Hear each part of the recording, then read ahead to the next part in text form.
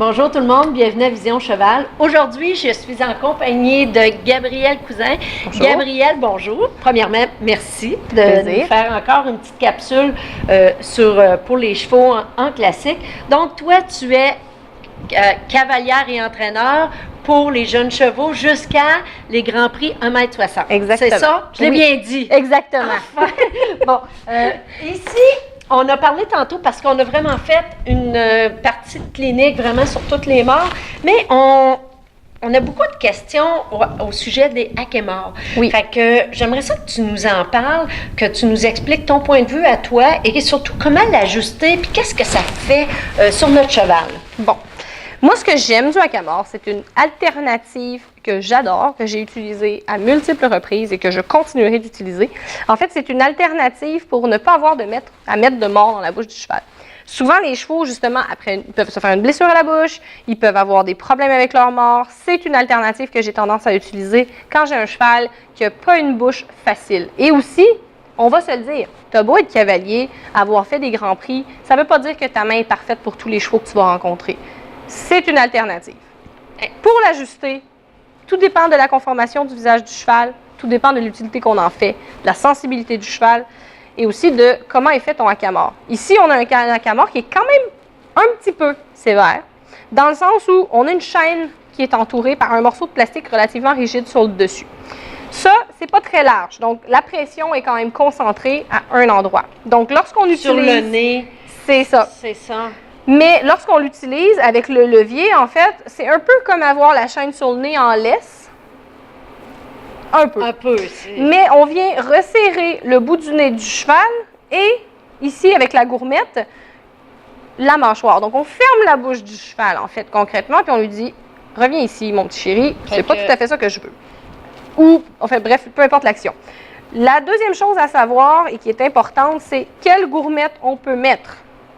Ici, on a une gourmette qui est quand même très, très douce. Elle est en une espèce de néoprène. C'est très, très doux. C'est pas une chaîne. Donc, le cheval que j'avais, s'il avait une chaîne en bas, il était très nerveux.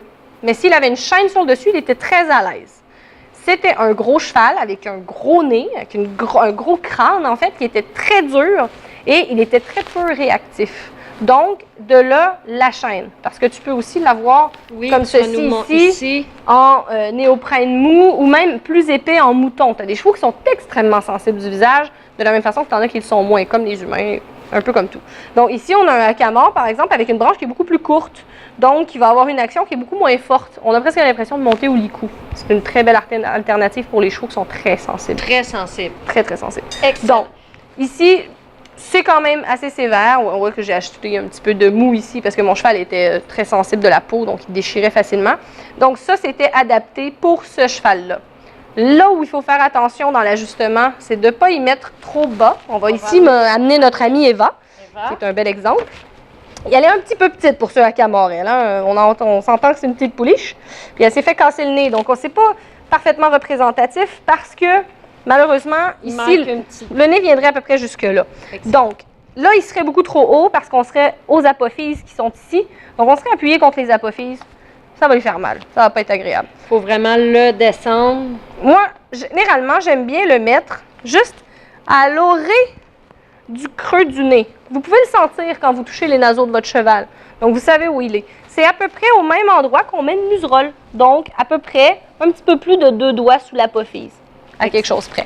Ça, c'est généralement l'endroit que je préconise le plus. Mais j'ai déjà eu un cheval qui sentait rien. Donc, que j'ai descendu un petit peu plus bas. Donc, mais ce n'est pas recommandé. OK. On peut le faire, mais c'était une grosse mousse et c'était une lanière de cuir très douce. Mais ici, il ne sentait rien du tout. OK. Il n'y avait pas moyen. Ici, ça devient plus sensible. Beaucoup plus sensible. Plus sensible pour notre cheval. Oui, parce que c'est un cartilage ici, donc c'est mou. Donc, tu peux écraser les naseaux de ton cheval. Donc, c'est très désagréable. Donc, il faut faire très attention. Et non, tu n'empêcheras pas ton cheval de respirer. OK. À moins que tu tires pendant des heures, sans arrêt. Tu peux empêcher ton cheval de respirer, mais ce n'est pas le hackamore qui va le faire. C'est toi. C'est la personne qui est sur le dessus. Donc, vraiment important de l'ajuster et aussi de regarder après ça si avec en arrière. Là, exactement. Généralement, ce que j'aime beaucoup, je vais enlever Eva parce que de toute façon, elle ne nous aidera pas pour le cas. Ce que j'aime beaucoup dans l'ajustement du hackamore, ce que je peux faire, c'est qu'en général, je m'arrange toujours pour, exemple que c'est sur le cheval, garder au moins l'espace de 2 doigts, minimum. Minimum. Pour que le cheval puisse quand même mâcher et être à l'aise. Le levier, ensuite, va s'activer. Donc, quand tu vas activer le levier, il n'y aura plus 2 doigts qui vont passer. Okay. Mais donne une chance à ton cheval de respirer.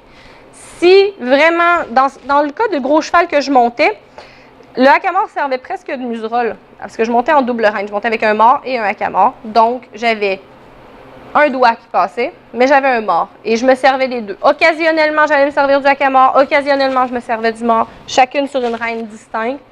C'était un gros étalon. Il n'était pas très écoutant des fois. Un peu foufou.